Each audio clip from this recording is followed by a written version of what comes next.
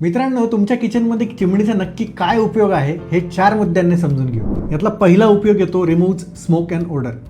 चिमणी overall smoke, fumes, त्यानंतर strong Oder हे सगळं सक करून घेतं. त्यामुळे किचनच्या बाहेरपर्यंत अगदी स्ट्रॉंग स्मेल जात नाही. यातला दुसरा महत्त्वाचा उपयोग प्रिव्हेंट्स ग्रीस बिल्डअप.